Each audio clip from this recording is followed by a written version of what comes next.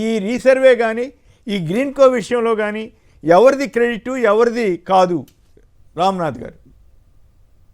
కొమ్మినేని గారు, ఇందాక ఒక విషయం ఏంటంటే నమస్తే తెలంగాణలో ఒక లైన్ రాశాను, చిన్న లైనే. అదేంటంటే ఈ మంత్రుల మధ్య వివాదంలోనికి ఎంటర్ అయిన మీడియా సంస్థ ఎందుకు ఎంటర్ అయింది అన్నదానికి రేవంత్ రెడ్డి సర్కార్ సదరు మీడియా సంస్థకి ఫ్యూచర్ సిటీలో 25 ఎకరాల భూమిని కేటాయించింది. దానికి ప్రతిఫలంగానే దీంట్లోకి ఎంటర్ అయ్యారని ఈ రోజు నమస్తే తెలంగాణ కూడా రాశారు.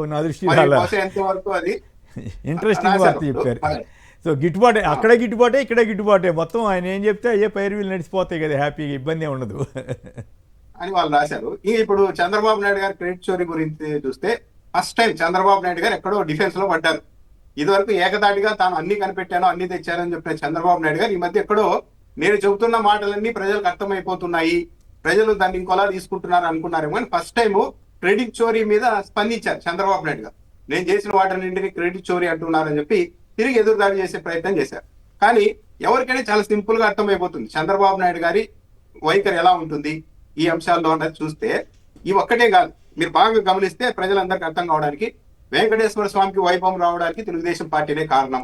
సెల్ ఫోన్ తెచ్చింది నేనే, హైదరాబాద్ బిర్యానీ నేనే ప్రమోట్ చేశా, కీసర బాసర యాదగిరి గుట్ట నేనే చేశా, వైఎస్ఆర్ కి టికెట్ ఇప్పించా, అంబేద్కర్ కు భారతరత్న ఇప్పించా, కలాం కు రాష్ట్రపతి పదవి, ఎన్టీఆర్ ని రాజకీయాల్లోకి రావాల్సిందిగా సలహా ఇచ్చింది నేనే, ఇవన్నీ చంద్రబాబు నాయుడు గారే చెప్పారు. హైటెక్ సిటీ మనదే అంటారు. ఇవన్నీ చూస్తే ఎవరికైనా అర్థమవుతుంది ఇవన్నీ చంద్రబాబు నాయుడు గారు చేయలేదు అని.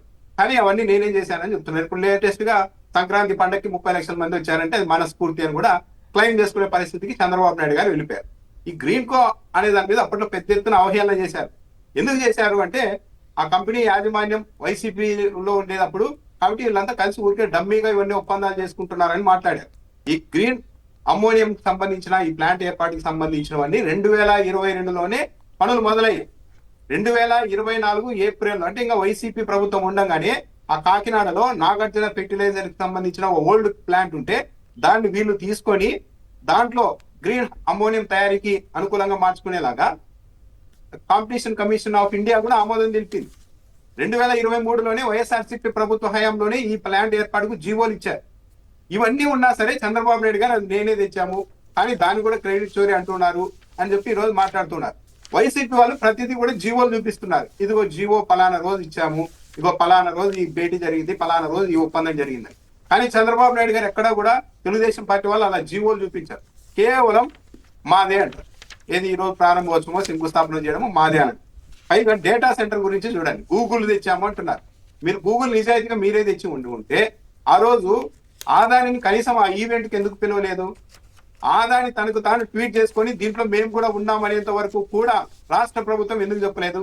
ఆదాని సంస్థ ఏమి డమ్మీ సంస్థ కాదు కదా, అతి పెద్ద సంస్థ కదా, గర్వంగా చెప్పుకోవచ్చు కదా, ఎందుకు చెప్పలేదు? అంటే ఆదాని పేరు బయటకు వస్తే ప్రజలందరికీ ఈజీగా ఓహో ఇది జగన్మోహన్ రెడ్డి హయాంలోనే ఆదాని వీళ్ళంతా డేటా సెంటర్ ఏర్పాటు చేయాలనుకున్నారు కదా, ఇదంతా అప్పటిది అని చాలా క్లియర్ గా అర్థమైపోతున్నాం. కాబట్టి ఆ రోజు అది కూడా దాచారు. చంద్రబాబు నాయుడు గారు క్రెడిట్ చోరీ చేయండి నేను అంటున్నారు కదా. చంద్రబాబు నాయుడు గారు ఒకటే, ఏరే వాళ్ళు తెచ్చినవన్నీ నేను తెచ్చానని చెప్పుకోవడం, లేకుంటే ఏరే వాళ్ళు ఏమన్నా ఐడియాలు వస్తే వాడికి పేర్లు మార్చుకొని చేసుకోవడం. బాగా గమనించండి, సచివాలయాలు జగన్మోహన్ రెడ్డి గారు తెస్తే పేరు మార్చుకున్నారు. ఆర్బీకే సెంటర్లు జగన్మోహన్ రెడ్డి గారు నిర్మిస్తే తేవడం కాదు ఏకంగా నిర్మించారు స్ట్రక్చర్, వాడికి పేర్లు మార్చుకున్నారు. రైతు భరోసా కాపీ, అమ్మ ఒడి కాపీ, ఇంటింటికి పింఛన్ అనేది జగన్మోహన్ రెడ్డి గారు ప్రవేశపెడితే ఆయన పాపం ఆ రోజు ప్రచారం చేసుకోవడం తెలియడం లేదు.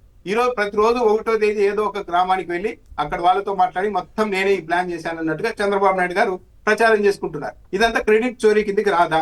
ఉచిత బస్సు పక్క రాష్ట్రాల్లో స్కీము ఎత్తుకొచ్చారు, ఆరోగ్యశ్రీ కాపీ, ఎన్టీఆర్ వైద్య సేవ అని పేరు మార్చుకున్నారు. ఫీజు రియంబర్స్మెంట్ కూడా చంద్రబాబు నాయుడు గారిది కాదు. ఇంకేమైనా అంటే అసలు చైనాలో 3 crores కట్టిన వాళ్ళు కూడా అంత చెప్పుకోని విధంగా నేను పట్టిసీమ కట్టే అని చెప్తూ ఉంటారు. కానీ పట్టిసీమకు సంబంధించిన కాలువలు తవ్వింది ఎవరు? వైఎస్ఆర్ హయాంలో వైఎస్ రాజశేఖర రెడ్డి గారు ముఖ్యమంత్రిగా ఉన్నప్పుడే కాలువలు తవ్వారు. జస్ట్ చంద్రబాబు నాయుడు గారు అక్కడ మోటార్లు బిగించేసి ఆ కాలువ ద్వారా నీళ్లు పంపించేసి పట్టిసీమ తెచ్చానని చెప్తున్నారు. అసలు నాగార్జున సాగర్ డ్యామ్ కంటే ఇది చాలా ప్రభావశీలమైన ప్రాజెక్టు అన్నట్టుగా ప్రచారం నడుస్తుంది. అంటే చంద్రబాబు నాయుడు గారు క్రెడిట్ చోరీ చేయడం లేదని ఎలా చెప్తారు? కొద్ది రోజుల క్రితం 3 లక్షల ఇళ్లు నిర్మించాం తమ్ముళ్ళు అంటూ ప్రారంభోత్సవం చేశారు. అందరూ ఆశ్చర్యపోయారు, అసలు ఏడాదిలోనే 3 లక్షల ఇళ్లు చంద్రబాబు నాయుడు గారు ఎలా నిర్మించారు? తీరా చూస్తే చంద్రబాబు నాయుడు గారి చేతుల మీదుగానే కడప జిల్లాలో ఆ ఇంటి పత్రాలు అందుకున్న మహిళల ఖాతాల్ని పరిశీలిస్తే వైఎస్ఆర్సీపీ హయాంలోనే బిల్లులన్నీ ఇచ్చేశారు వాళ్ళు. కానీ చంద్రబాబు నాయుడు గారు మేము 3 లక్షల ఇల్లు కట్టాము అని ఆ రోజు చెప్తున్నారు. ఇది క్రెడిట్ చోరీ కిందకి రాదా? ఇదే సమగ్ర సర్వే మీద ఎంత ప్రచారం చేశారు.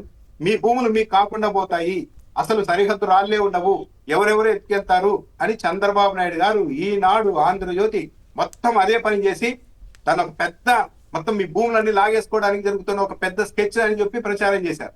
తీరా గెలిచిన తర్వాత ఏం చేస్తున్నారు ఇప్పుడు చూడండి ఎంత పద్ధతిగా రాస్తున్నారో. అసలు చాలా పద్ధతిగా చంద్రబాబు నాయుడు గారు చేస్తూ ఉన్నారు. ఈ సమగ్ర భూ సర్వే అనేది చాలా మంచి పని అని కంప్లీట్ గా యూటర్న్ తీసుకొని పబ్లిక్ ఏమనుకుంటారు అన్న ఇది కూడా లేకుండా మళ్ళా ప్రచారం చేసుకునే పనికి వచ్చారు. ఈ సమగ్ర భూ సర్వేకి సంబంధించిన ఎక్విప్మెంట్ మొత్తం జగన్మోహన్ రెడ్డి గారి హ్యాండ్లోనే కట్టారు, కొనుగోలు చేశారు.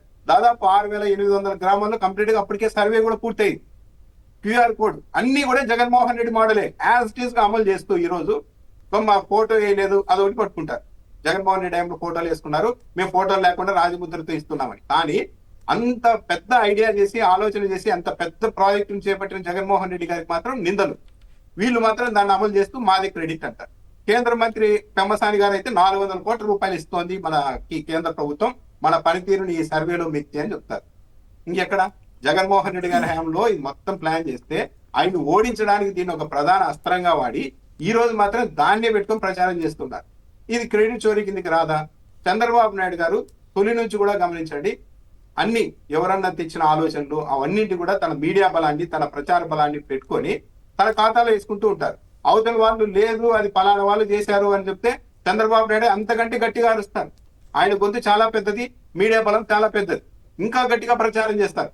నిన్న సాక్షి పత్రికలో ఇలా క్రెడిట్ చోరీ చేస్తున్నారు అని చెప్పి రాయంగానే చంద్రబాబు నాయుడు గారు నిన్న పబ్లిక్ మీటింగ్ లో ఇంకా చాలా గట్టిగా మాట్లాడుతూ ఉన్నారు, వార్నింగ్లు ఇస్తూ ఉన్నారు.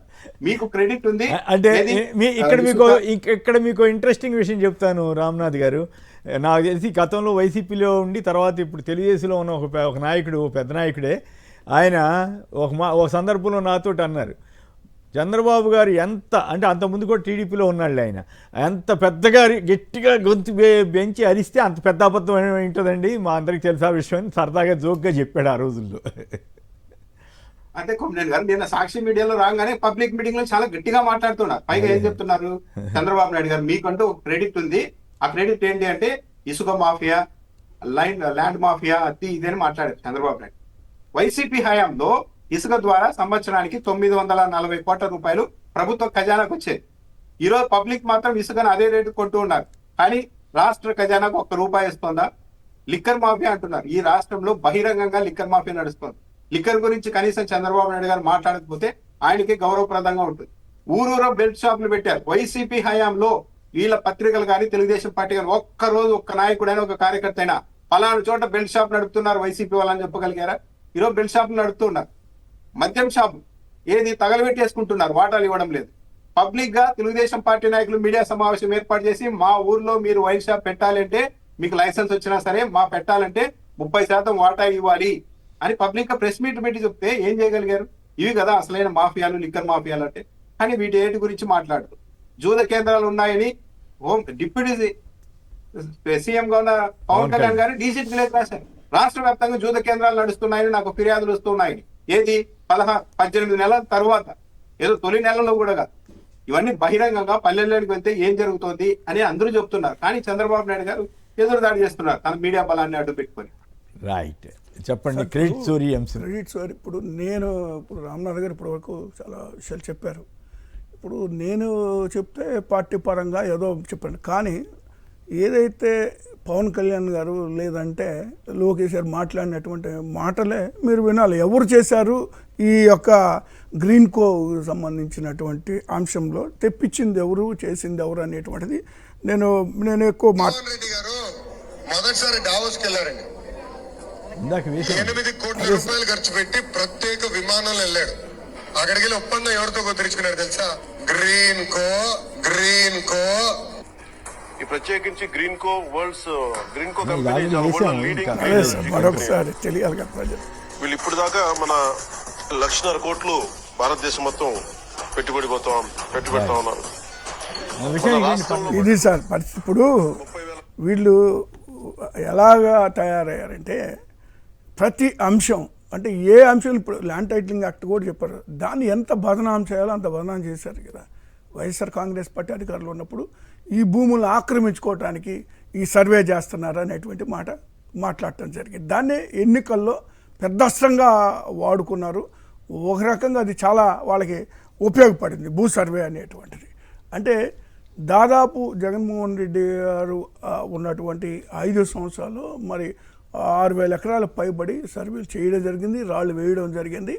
మరి ఏదైతే వీళ్ళు మళ్ళీ ఇప్పుడు అదే విషయాన్ని ఆ రోజు ఏదైతే చెప్పారో తప్పుడు కథనాలు రాశారో ఇదే పత్రికలు ఎల్లో మీడియా తిరిగి ఈరోజు అదే కార్యక్రమాన్ని ఈ ప్రభుత్వం చేపట్టడం కాకుండా కేంద్రం నుంచి నీతి ఆయోగ్ నుంచి దాదాపు 4,000 కోట్ల రూపాయలు కూడా వీళ్ళు అక్కడి నుంచి తీసుకునేటువంటి 400 కోట్ల రూపాయలు కూడా అక్కడి నుంచి మరి తీసుకోవడం ఇన్సెంటివ్ కింద.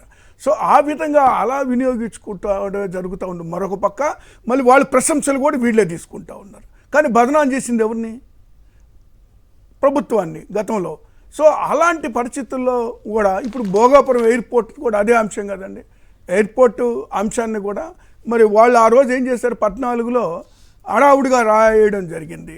హడావుడిగా శంకుస్థాపనలు అయ్యాని ఏదో ఒకటి చేసేసి వెళ్ళిపోయారు. కనీసం ఆ రోజు టెండర్ దక్కించుకున్నటువంటి కంపెనీలు కూడా అక్కడ అటెండ్ అయినటువంటి పరిస్థితులు లేకుండా వాళ్ళు ఆ రోజు స్టోన్ వేసి వెళ్ళిపోయి మేము చేసామని ఈరోజు ఇట్లా మాట్లాడుతూ ఉన్నారు ఈరోజు. సో అప్పుడు చాలా స్పష్టంగా భూ సర్వేలు చేయడం కానీ, అక్కడ వివాదాలు పరిష్కరించడం కానీ, అక్కడ ఎన్ఓసీలు తీసుకురావడం కానివ్వండి. సో అన్ని అంశాల్లో కూడా మరి జగన్మోహన్ రెడ్డి గారు స్పష్టంగా చాలా క్లారిటీగా అది క్లియర్ చేసి భోగాపురం ఎయిర్పోర్ట్కి సంబంధించినటువంటి అంశంలో మరి దాన్ని ఒక దశకు తీసుకొచ్చిన తర్వాత వీళ్ళు వచ్చి ఇప్పుడు మా వల్లే ఇది అయ్యింది, మా వల్లే ఈ ప్రాంతం అభివృద్ధి చెందుతుంది అని ఇలా ప్రతి అంశంలో అంతా నేనే చేశాను. గత 5 సంవత్సరాల్లో రాజధాని అని ఒక ఇటుగోడు పేర్చిన పరిస్థితుల్లో లేకుండా ఉంది. అంటే ఇన్ని చేసిన ఆయన, ఇన్ని కట్టడాలు కట్టి హైదరాబాద్ని డెవలప్ చేసిన ఆయన రాజధాని ఎందుకు కట్టలేకపోయారు? ఎందుకు ఈ దుస్థితికి వచ్చాము మనం ఈరోజు? ఇప్పుడు నేనేమంటానంటే ఇలాంటి ప్రచారాలకే పరిమితం అవుతున్నారు. ఇలాంటి ప్రచారాలు ఈ ఎల్లో మీడియా చేస్తుంది తప్పితే వాస్తవికతకు వస్తే మాత్రం అక్కడ ఉన్నటువంటి పరిస్థితులు భిన్నంగా ఉన్నాయి. ఈరోజు రైతులకు సంబంధించి కూడా చూడండి, యూరియాకి ఇప్పుడు మళ్ళీ చూడండి క్యూలో నిలబడతా ఉన్నారు. యూరియా లేని పరిస్థితి, రైతులను ఆదుకోలేనటువంటి పరిస్థితుల్లో, రైతులను నట్టేట ముంచిన పరిస్థితులు ఈరోజు రాష్ట్రంలో ఉంటే ఇలాంటి గొప్పలు చెప్పుకొని అదే పేరు గొప్ప ఊరు దెబ్బ అంటారు కదా, ఇలాంటివే. Right, okay. పూర్ణచంద్ర గారు గుంటూరు నుంచి. పూర్ణచంద్ర గారు నమస్కారం, మాట్లాడండి సంక్షిప్తంగా. నమస్కారం అండి. మాట్లాడండి ప్లీజ్. జగన్ గారు మేనిఫెస్టో ప్రకటించే వరకు ఖచ్చితంగా ఆయన గెలిచే ఛాన్స్ అండి. ఈ ల్యాండ్ టైటిల్ యాక్ట్ అనేది ఇంకా ఎన్నికలు 1 రోజులు ఉన్నాయనగా జగన్ గారి పక్క నుండి ముఖ్యుడికి పేరు చెప్పకూడదేమో, ఘోరంగా ఓడిపోతున్నాం అని చెప్పి నేను అతనికి వాట్సాప్ లో మెసేజ్ పెట్టాను సార్. నేను పెట్టానండి, వాడి నెంబర్లు నా దగ్గర ఉన్నాయి. పాదయాత్రలో అది జరిగిందండి. ల్యాండ్ టైటిల్ యాక్ట్ అనేది బాగా దెబ్బ కొట్టిందండి పార్టీకి. అంటే పచ్చి అబద్ధాలు ప్రచారం చేశారు కదా, యాక్చువల్గా దానివల్ల మేలు జరుగుతుంది కానీ కీడు జరుగుతుందని ప్రచారం చేసి ఇప్పుడు దాన్నే వాడుకుంటున్నారు కదా. ఇప్పుడు కూడా కీడు జరగాలి కదా, అది ఈ సర్వే తప్పు అయితే ఇప్పుడు కూడా తప్పు అవ్వాలి కదా. మరి అప్పుడు కేంద్ర ప్రభుత్వం 400 కోట్లు ఇస్తే ఇప్పుడు ఆ 400 కోట్లే వీళ్ళకి ఉపయోగపడుతున్నాయి కదా. సో అంటే ప్రజల్ని మభ్యపెట్టారు లేదా మోసం చేశారు అన్నదానికి అదొక పెద్ద ఉదాహరణ అనమాట.